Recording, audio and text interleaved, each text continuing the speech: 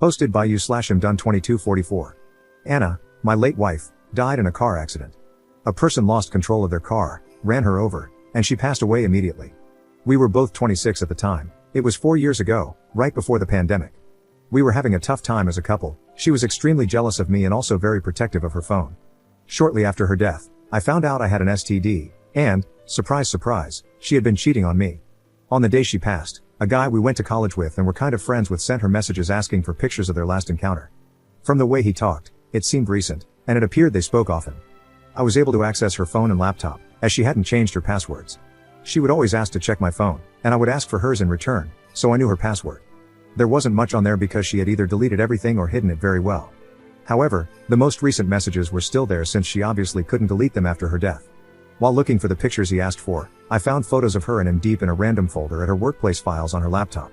In one of them, she had short hair, which she only had right after we got engaged. So, she had been with him for at least 3 years out of our 6 years together. I also found pictures of 2 other guys, but I have no idea who they are, and there were no messages from either of them. I messaged the friend and told him that I knew, shared that I had an STD, and said that I wouldn't reveal it to anyone, wanting it to be kept a secret forever. I asked him if anyone else knew, and he said his ex knew, but that he would talk to her. I decided, for the sake of her parents and siblings, that I would pretend she was a great person and let them keep their beautiful memories of her. Anna's older brother, Thomas, 34M, is a good friend of mine to this day. I would even go as far as to say we're best friends. 2 years after my wife's passing, I was ready to date again. Thomas said he knew the perfect girl for me, he just wanted me to be sure I was ready for something serious before introducing us. It was his sister-in-law, Laura, 27F. We only knew each other superficially and hadn't really talked before our first date. I fell for her quickly and deeply. We started dating, and about 3 months in, we were already saying I love you and I told her I was going to marry her. It has been a little less than 2 years now, we are engaged, and I have never been this happy. I told her all about my relationship with Anna.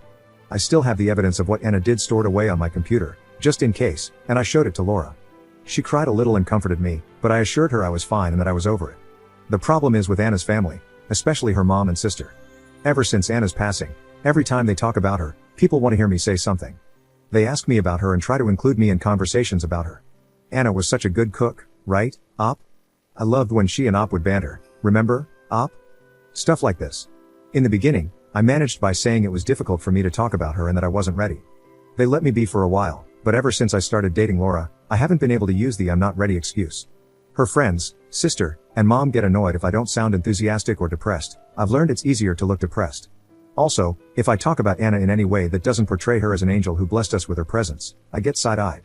Thankfully, Thomas and her father are great guys and don't push me too hard on this. Her dad is always grateful that I attend family gatherings, as we like to talk about our field of work, and he always says he considers me a son.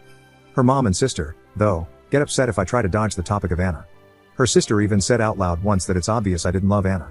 She apologized afterward, but, I mean, she isn't wrong. By the end, I didn't, and I sure don't now. Look, I'm over what happened. I don't feel hate for Anna anymore. I sometimes catch myself wishing she were alive, just so I didn't have to pretend anymore, but also because her death was a tragedy. A lot of people loved her. Her friends organize a reunion for her birthday, and those are incredibly hard, but I still go because I know how much she meant to those people, even though I know her affair partner will be there. But this is all starting to get to me because it's affecting Laura. I can't say I love her in front of these people. I can't even hug her without Anna's sister getting all moody. Her best friend has stopped speaking to Laura. They were friends too. Anna's mom even came to us at Thomas's birthday party last week and asked us to stop dancing to respect her grief. She also contacted my mom and Laura's parents, saying she was incredibly disappointed that I proposed to Laura so soon and that we're moving too fast. It's been 4 years. Even if Anna hadn't been a cheater, more than enough time has passed. I'm just over it, and I'm seriously considering telling them all what happened just to get the weight off my back.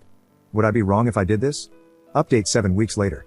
Hello again, sorry for not replying to most of you. There were too many comments, and I wasn't able to respond to many. Thank you so much for caring, though. I had used Reddit for advice on a work-related issue in the past, and it was helpful. I feel like it came through again. I'm only updating because I received so many DMs asking for it, and I hate when I read something with no resolution. As I think there's no harm in doing it, here I am. There's something I want to add because I didn't feel it was relevant before, but seeing so many people saying mean things about Anna made me feel like it's relevant, just so some people can understand how I feel about her.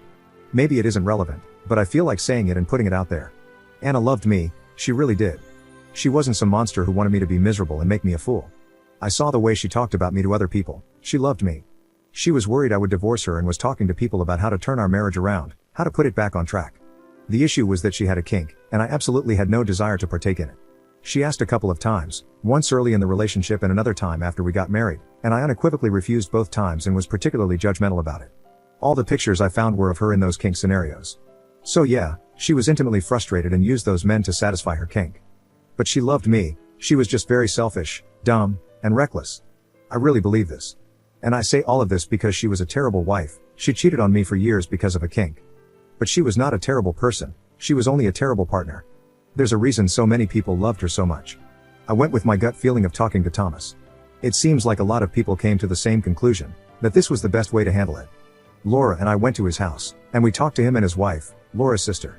I told them that I was only bringing this up now because my life and Laura's are being affected by how people perceive me as Anna's husband. People want me to be a memory of her life, when in reality, being reminded that I was married to her feels like a gut punch, and I'm at my limit.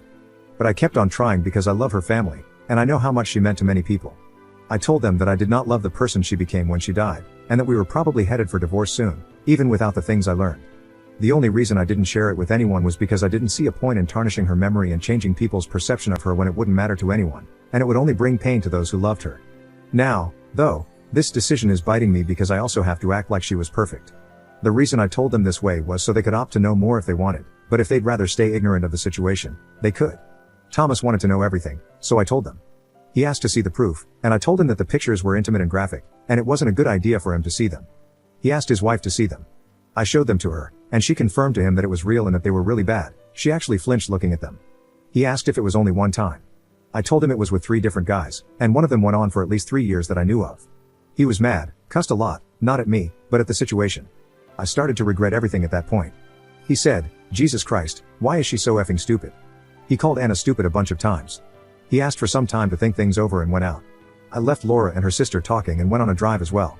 About an hour later, Thomas called me and asked me to come back to his house. He and Monica gave me a hug.